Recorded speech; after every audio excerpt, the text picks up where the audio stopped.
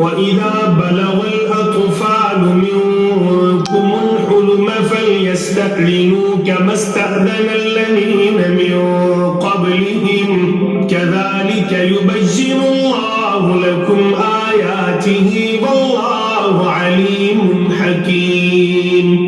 اور تمہارے بچے بھی جب بلوغت کو پہنچ جائیں تو جس طرح ان کے اگلے لوگ اجازت مانگتے ہیں انہیں بھی اجازت مانگ کر آنا چاہیے۔ اللہ تعالیٰ تم سے اسی طرح اپنی آیتیں بیان فرماتا ہے۔ اللہ تعالیٰ ہی علم و حکمت والا ہے۔ وَالْقَوَاعِدُ مِنَ النِّسَاءِ اللَّاتِي لَا يَرْجُونَ نِكَاحًا فَلَيْسَ عَلَيْهِنَّ جُنَاحٌ أَن يَضَعْنَ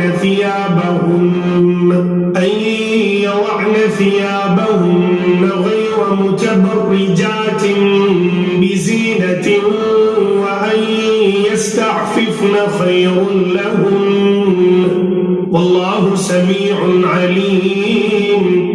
بڑی بوڑھی عورتیں جنہیں نکاح کی امید اور خواہش ہی نہ رہی ہو وہ اگر اپنے کپڑے اتار رکھیں تو ان پر کوئی گناہ نہیں، بشرطے کہ وہ اپنا بناؤ سنگھار ظاہر کرنے والیاں نہ ہوں۔ تاہم اگر ان سے بھی احتیاط رکھیں تو ان کے لیے بہت افضل ہے، اور اللہ تعالیٰ سنتا جانتا ہے۔